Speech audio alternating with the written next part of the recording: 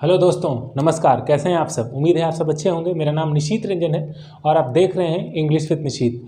आज के हम इस सेशन में आपसे बात करेंगे कुछ ऐसे फ्रेजल वर्ब्स की जो हम अपने डेली कॉन्वर्सेशंस में यूज़ करते हैं। अपने डेली लाइफ में, डेली कॉन्वर्सेशंस में सारे फ्रेजेस का यूज़ होता है। हम अपने सीरीज़ में वर्ड्स, पावर, फ्रेज़, ये तमाम चीज़ आपके लिए लेके हर एक क्लास में आ रहे हैं, जिसमें कि आपके पास एक अच्छा खासा वर्ड स्टॉक भी हो गया होगा। वोकैबुलरी इंग्लिश बोलने के लिए देखिए, एक आप अंडरस्टैंडिंग आपके पास है तो आप खुद से वोकैब कर लेते हैं, आपकी नीड है ना। लेकिन कभी कभी क्या होता है, जब हम एक सिस्टम से चलते हैं तो वहाँ पे सिस्टमेटिकली हमें कुछ वोकैब्स, कुछ वर्ड्स की ज़रूरत होती है, कुछ फ्रेजेस की ज़रूरत होती है, जिससे कि हम अपने इंग्लिश को कंटिन्यू कर पाएँ। तो आज फिर और एक कलेक्शन भी मिल जाए आपको। तो आज फिर से उसी कड़ी में आपको कुछ कलेक्शन ऑफ फ्रेजेस देते हुए, जिससे कि आप अपने कॉन्वर्सेशन को और बेहतर कर सकते हैं। बिकॉज जो फ्रेज होता है वो कॉन्वर्सेशन को और बेहतर बनाता है। तो आइए देखते हैं कि आज के फ्रेज़ में कौन कौन से फ्रेजेस हैं, कौन कौन से ऐसे फ्रेज हैं जो आपके लिए बहुत इंपॉर्टेंट हैं और हम अपने डेली कॉन्वर्सेशंस में कैसे यूज़ कर सकते हैं उसको, या कैसे करते हैं। तो चलिए, without wasting the time, moving towards the words. The first word is, जो हमारा पहला वर्ड है, मेक ऑफ। मेक ऑफ का मतलब होता है रन अवे, मतलब भागना, है ना। रन अवे मतलब हुआ क्या? भागना, दौड़ना। कह रहे हैं कि the thief made of when he saw the police. जो चोर था वो क्या किया? भागा। रैन अवे कब? जब वो पुलिस को देखा। जब वो पुलिस को देखा तो क्या किया? भागा, है ना। अक्सर ऐसे ही होता है, चोर देखता है पुलिस को तो क्या करता है? भागता है। तो ये कह रहा है कि द थिफ मेड ऑफ, यहाँ मेड ऑफ जो है वो क्या है? ये पास्ट है। When he saw the police, जब वो पुलिस को देखा। चलते हैं अपने दूसरे वर्ड की तरफ, मेक आफ्टर। मेक आफ्टर मतलब होता है टू चेज और टू परस्यू। परस्यू का मतलब होता है पीछा करना, चेज का मतलब भी होता है पीछा करना। जब आप किसी चीज़ का क्या करते हैं? पीछा करते हैं, उसको हम चेज कहते हैं। चेज कर रहे हैं, परस्यू कर रहे हैं, मतलब कि हम पीछा कर रहे हैं। आइए देखते हैं इसका मतलब। हिंदी लिखो, पीछा करना। The police made after the robber. Police क्या कर रहा है? जो रॉबर, मतलब यहाँ पे जो है रॉबर का मतलब होता है क्या? जो वो रॉबरी जो करते हैं उन्हें रॉबर कहते हैं, मतलब कि जो डकैत होते हैं। तो कह रहा है कि the police made after the robber. Police क्या कर रहा है? रॉबर के पीछे भाग रहा है, रॉबर का पीछा कर रहा है, मतलब कि जो डकैत हैं उनका पीछा कर रहा है ना। तो यहाँ पीछा करने से हो गया। मेकअप, मेकअप का मतलब होता है तो यूज़ कॉस्मेटिक्स। जो औरतें मेकअप करती हैं, कॉस्मेटिक यूज़ करती हैं, आप देखते होंगे लिपस्टिक है और अलग अलग तरह के फाउंडेशन, क्रीम, पता नहीं क्या क्या वो सब लगाती हैं, है ना। वो तो मेरे पास है नहीं, वो मैम बताएंगी, मतलब कि महिलाएं बताएंगी। कहने का मतलब ये है कि वो जो कॉस्मेटिक्स यूज़ होती हैं, बहुत सारे कॉस्मेटिक्स यूज़ करती हैं, क्या देखने के लिए? सुंदर दिखने के लिए, है ना। तो अभी कल हम एक रील देख रहे थे, मतलब ऐसे ही जब सोशल मीडिया स्क्रॉल कर रहे थे तो देखे कि वहाँ पे लड़ाई हो रहा था। उसमें बोला कि जब तक तुम मेकअप नहीं लगाती हो तो मतलब लगता है कि ये कौन है। तो वहाँ मेकअप से बात है। तो क्या कह रहे हैं कि बहुत सारी ऐसी जो महिला, वो फ्रेज़ है, बहुत सारी महिलाएं जो हैं वो क्या करती हैं? मेकअप यूज़ करती हैं, मेकअप लगाती हैं। तो कह रहा है most of women makeup their face. वो क्या करती हैं? कॉस्मेटिक लगाती हैं, कॉस्मेटिक यूज़ करती हैं। मेकअप देयर फेस का मतलब नहीं कि वो मेकअप बनाती हैं या मेकअप करती हैं। मेकअप करने का मतलब यहाँ पे ये है कि वो क्या यूज़ करती हैं? कॉस्मेटिक्स यूज़ करती हैं। जो भी फाउंडेशन, फेस पैक वगैरह वगैरह जो चीज़ें हैं वो क्या करती हैं? वो ये यूज़ करती हैं। पुट आउट का मतलब क्या होता है? What is the meaning of put out? Put out का मतलब होता है मोमबत्ती, बिजली आदि को बुझाना। जो भी आपके पास है, मोमबत्ती है, बिजली है, जो आप उसको ऑफ करते हैं तो उसको क्या कहते हैं? पुट आउट कहा जाता है उसको, राइट। जैसे put it the light when you go to bed. जब तुम बेड पे जाओगे क्या कर देना? लाइट को ऑफ कर देना। जनरली हम यही बोलते हैं। देखिए कितना डेली कॉन्वर्सेशन में है। महिलाएं क्या करती हैं? मेकअप करती हैं डेली। पुलिस जो है डकैत का, गुंडा का पीछा करता है। चोर पुलिस को देख के भाग जाता है। ये सब डेली कॉन्वर्सेशन में हम यूज़ करते हैं। भाई जब तुम सोने जाना तो बत्ती ऑफ कर देना। ये हम लोग कॉमन कॉन्वर्सेशन में हर दिन रात में करीब करीब बोलते हैं कि जब तुम सोने जाना तो क्या कर देना? लाइट ऑफ कर देना। तो क्या बोलेंगे? Put out the light when you go to bed. जब तुम बेड पे जाओ तो क्या कर दो? लाइट ऑफ कर दो। तो that we use these all type phrases in day to day conversations. तो अगर हम इन फ्रेजेस पे थोड़ा सा कमांड कर लें, if you practice on these all phrases we can be a better communicator, we can speak in a better way. तो spoken English में ये जो फ्रेजेस हैं ये बड़ा अपना इंपॉर्टेंट रोल प्ले करती हैं। That's why I am suggesting you कि you must try to practice these all phrases. आप जितना प्रैक्टिस करेंगे that you can improve your spoken, you can improve your communication, right. चलिए moving towards next, run out. Run out का मतलब होता है समाप्त हो जाना। जैसे यहाँ पे कह रहा है कि माई passport has run out. Passport का समाप्त हो जाना नहीं है, पासपोर्ट की वैलिडिटी समाप्त हो जाने से है ना। जैसे हम लिखेंगे माई पेट्रोल इज़ रनिंग आउट, मतलब यहाँ पेट्रोल इज़ रनिंग आउट मतलब पेट्रोल के समाप्त होने से है कि अब मेरे बाइक में पेट्रोल नहीं है, वो ख़त्म हो गया या ख़त्म हो रहा है या ख़त्म होने को है ना। अबाउट टू रन आउट, यहाँ पे है माई पासपोर्ट हैज़ रन आउट, मतलब मेरा जो पासपोर्ट है, जो वैलिडिटी है उसकी, वो समाप्त हो चुकी है ना। My debit card has run out, मेरा जो डेबिट कार्ड है वो क्या हो चुका है, समाप्त हो चुका है। अब उसकी जो वैलिडिटी है, जो 10 ईयर है, वो समाप्त हो चुका है। यहाँ पे 10 ईयर भी यूज़ करते हैं, मैंने आपको पहले भी अपने वीडियोस क्लासेस में बताया है। 10 ईयर मतलब होता है कि एक समय से इस समय तक, तो जो 10 ईयर होता है वो क्या हो गया, उसका ख़त्म हो गया। तो यही कह रहा है कि यहाँ पर जो पासपोर्ट है वो, उसकी जो टाइमिंग है वो ख़त्म हो गई है। That is run over. Run over का मतलब होता है टू ओवरफ्लो, जब कोई चीज़ ऊपर से बहने लगे, ओवरफ्लो कहेंगे। जैसे लेटेस्ट टेक एन एग्जाम्पल कि जैसे अभी गंगा नदी में क्या है कि चीज़ें क्या हो रही हैं, ऊपर से बह रही हैं। जब बाढ़ पक्का पानी आता है तो क्या होता है, चीज़ें ऊपर से बहती हैं, तो हम उसको क्या यूज़ करते हैं, रन ओवर यूज़ करते हैं। That we use to overflow the things when क्या होता है, जब चीज़ें ऊपर से बहती हैं, जब पानी ऊपर से बहता है, ऊपर से बहना। तो कह रहा है the river is running over, है ना, रिवर इज़ रनिंग ओवर। जो अभी बारिश का पानी है, जो बारिश का पानी की वजह से, बाढ़ की वजह से जो भी नदियां हैं वो क्या हो रही हैं, ऊपर फ्लो कर रही है। मतलब उनका जो मेन पोर्शन है, जो मेन उनका जो बहने का जो पैरामीटर है, उससे वो ज़्यादा ऊंचाई से बह रही हैं, जो खतरे के निशान से ऊपर से बह रही हैं। आप कह सकते हैं ऐसा कि खतरे के निशान से ऊपर से बह रही हैं। तो क्या होता है, the river is running over. अगले तरफ चलते हैं, stand by some. Stand by some का मतलब है टू सपोर्ट और हेल्प समबडी, किसी को सपोर्ट करना और मदद करना। जब हम नहीं बोलते कि हम उसके साथ अंतिम समय तक खड़े रहेंगे, हम उसके साथ अंतिम समय तक खड़े रहेंगे, है ना। नदी ऊपर से बह रही है, नदी अपने उफान पे है, नदी अपने जो उसका जो रेखा है, जो नॉर्मल जो लाइन है उससे ऊपर बह रही है, खतरे के निशान से ऊपर बह रही है, तो क्या बोलेंगे। या फिर रोज़ बोला जा रहा है मेरा पासपोर्ट ख़त्म हो गया है ना, तो बोलते हैं ना कि तो मेरा पासपोर्ट समाप्त हो गया है, ऊपर से बह रहा है, तो the river is running out. आप ये भी बोलते हैं कि हम उसका साथ कभी नहीं छोड़ेंगे, है ना, तो क्या बोलेंगे, I will stand him what ever happens, हम उसके साथ हमेशा रहेंगे चाहे कुछ भी हो जाए। तो हम क्या बोलते हैं, stand by someone. Take back क्या बोलेंगे, विथ यहाँ पे होता है टू विथड्रॉ, मतलब कि हम जो अपनी बात है उसको वापस लेते हैं, मतलब वापस लेना।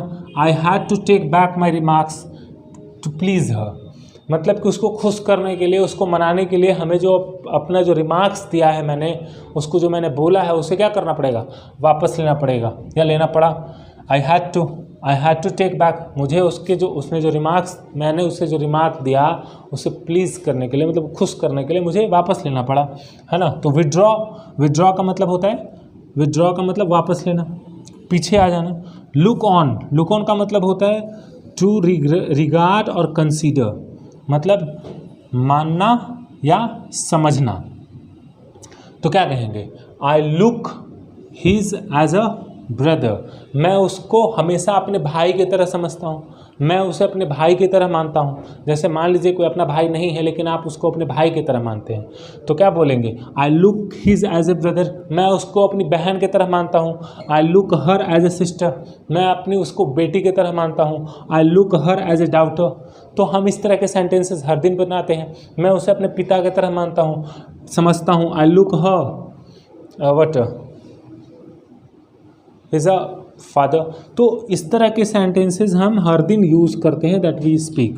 चलते अपने अगले तरफ, कैरी ऑफ का मतलब होता है जीतना या जीतना, है ना। कैरी ऑफ का मतलब क्या होता है, जीतना। जैसे एग्जाम्पल के तौर पे देखें, he carried off many prizes last year, उसने क्या किया, बहुत सारे प्राइजेस जीते। कब, लास्ट ईयर, पिछले ईयर उसने, पिछले साल उसने बहुत सारे प्राइजेस को जीता, तो हम क्या कहेंगे, he carried off many prizes last year. आप कोई पिछले साल बहुत सारे प्राइज जीता तो आप क्या कहिएगा उसको?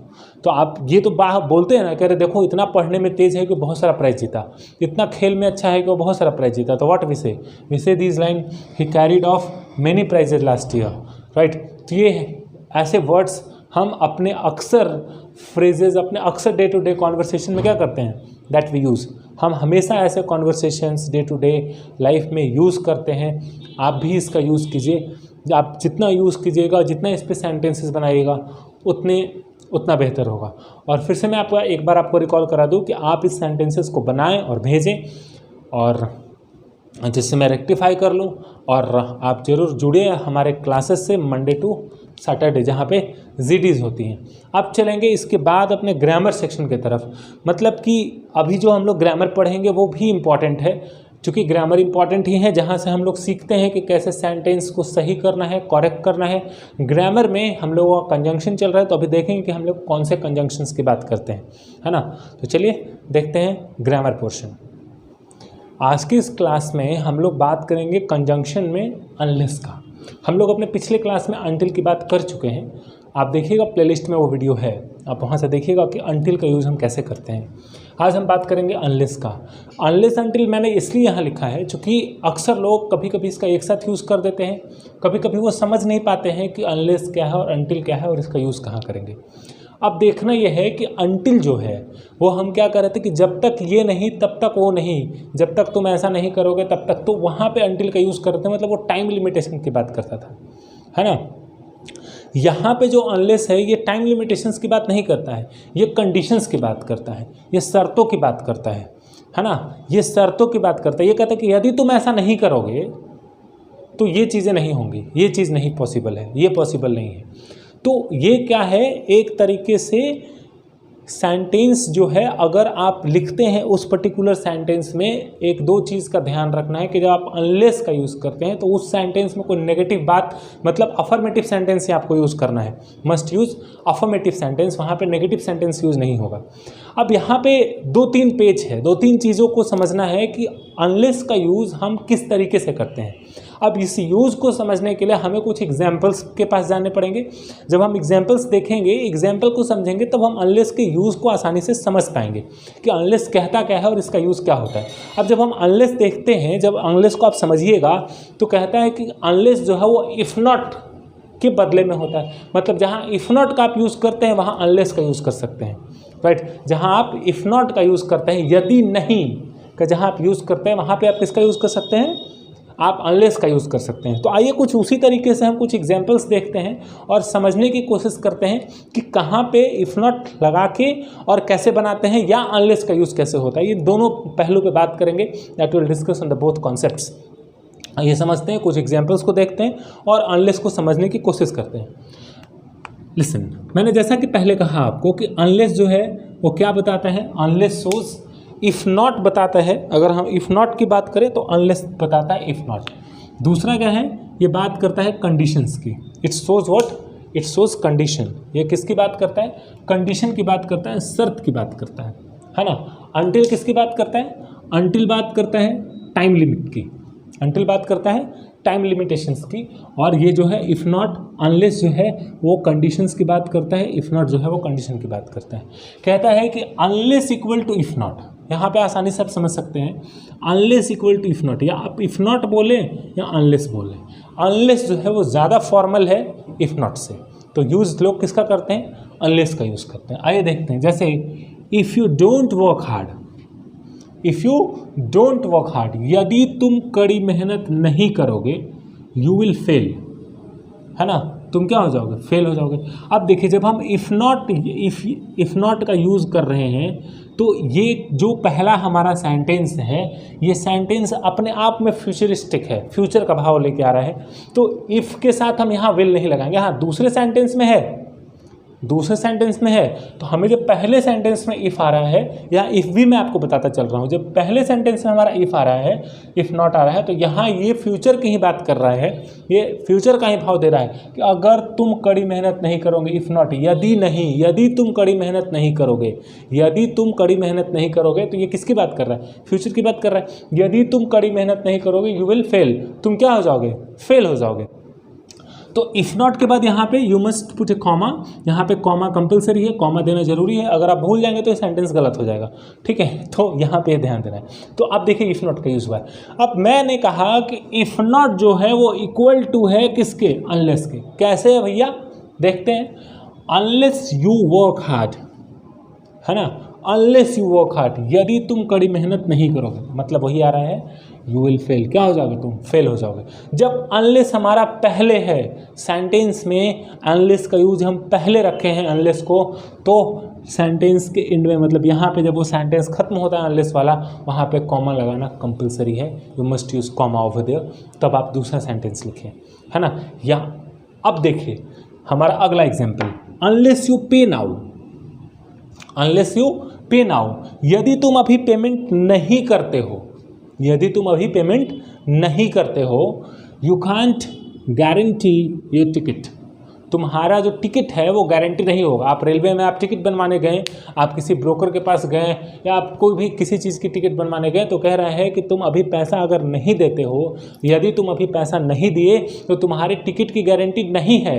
तो वही बात कर रहा है कि अनलेस यू पे now you can't guarantee your ticket, अभी दे दो टिकट तुम्हें समय पे मिल जाएगा, लेकिन अगर तुम नहीं दोगे, यदि तुमने नहीं दिया तो टिकट नहीं मिलेगा। इसीलिए क्या कहते हैं, अनलेस का मतलब क्या होता है? यदि नहीं। इफ़ नॉट का मतलब क्या होता है?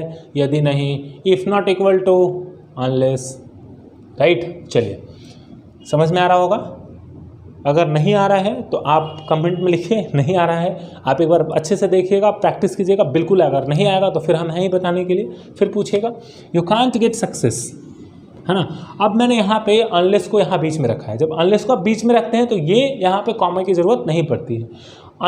You can't get success unless, तुम्हें क्या नहीं मिलेगा? सफलता नहीं मिलेगा यदि you put your best effort, है ना, यदि तुम अपना बेस्ट एफर्ट नहीं देते हो। Unless you put your best effort, यदि तुम अपना बेस्ट एफर्ट नहीं देते हो, तुम्हें क्या नहीं मिलेगा? सफलता नहीं मिलेगा। तुम्हें सफलता नहीं मिलेगा यदि तुम अपना बेस्ट एफर्ट नहीं देते हो। यही कह रहा है सेंटेंस। इस सेंटेंस को हम पहले भी लिख सकते हैं, unless you put your best effort comma you can't get success, है ना। यदि तुम अपना बेस्ट एफर्ट नहीं दोगे या नहीं दोगे तो क्या होगा? तुम्हें सफलता नहीं मिल सकता है ना, तुम्हें सफलता नहीं मिल सकता। वही चीज़ है। अब देखिए यहाँ पे जो फिर अनलेस मैंने पहले रखा है, अनलेस यू प्रैक्टिस डेली, यदि तुम डेली प्रैक्टिस नहीं करोगे, right, unless you practice daily, यदि तुम डेली प्रैक्टिस नहीं करोगे, you can't get fluency in English, तुम्हें इंग्लिश में फ्लुएंसी नहीं आ सकती है।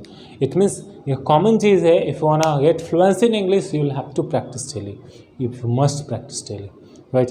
Make sentences, listen to the videos, listen to the audios, read the books, stay connected with us and try to practice every day, by which you can learn in English, right, then you can learn English। ये कह रहा है कि unless you practice daily you not get fluency in English, आपको English में क्या नहीं मिल सकता है? फ्लुएंसी नहीं मिल सकता है, right. unless you pay the fee, यदि तुम क्या कह रहा है? unless you pay the fee, यदि तुम फी पे नहीं करोगे, right, I can't give you the book, मैं तुम्हें बुक नहीं दे सकता हूँ। आपको फ़ी पे करना होगा तभी मैं बुक दूंगा, यदि आप फ़ी नहीं पे करेंगे मैं आपको बुक नहीं दूंगा। यही कह रहा है, या मैं नहीं दे सकता हूँ, है ना। यदि आप फ़ी पेमेंट नहीं करेंगे, यदि आप फ़ी नहीं जमा करेंगे तो मैं आपको बुक नहीं दे सकता हूँ। Unless you pay the fee I can't give you the book, है ना, यही है। If you don't pay the fee I can't give you the book, if you don't pay the fee I can't give you the book, unless you pay the fee I can't give you the book. Sentence है, if वाला sentence बनाना, यदि नहीं, if not. उसी तरीके से you can't get success unless you put your best effort, you can't get success, जब आप, है ना, यू कांट गेट सक्सेस, आपको सफलता नहीं मिलेगी, मिल सकती है, unless you put your best effort, जब आप क्या करेंगे? अपना बेस्ट एफर्ट देंगे, यही वाली बात हो गई, है ना। Best effort, unless you put your best effort you can't get success, यही वाला बात मैंने यहाँ पे लिखा है। तो क्या कह रहे हैं कि यदि आप ऐसा नहीं करेंगे, यदि आप नहीं करेंगे, इफ़ नॉट, और इफ़ नॉट की जगह पे हम लोग क्या लगा रहे हैं, अनलेस लगा रहे हैं। बस यही दो अंतर है इसमें। ये कंडीशंस की बात करता है और अनटिल किसकी बात करता है, अनटिल टाइम की बात करता है। अगर अनटिल पे आपको समझना होगा तो आप अनटिल वाले वीडियोस में जाइएगा, आपको डिस्क्रिप्शन में मिल जाएगा, आप वहाँ देखिएगा, अनटिल का वीडियोस आपको मिलेगा। आप you must try to see the until. तो ये फ़र्क है किसमें, अनटिल और अनलेस में। चलिए, उम्मीद है आपको समझ में आया होगा अनलेस। अगर आपको ये वीडियो अच्छा लगा तो आप ज़रूर शेयर कीजिए, अपने दोस्तों को बताइए, और अगले दिन आते हैं अगले वीडियो के साथ। तब तक के लिए धन्यवाद।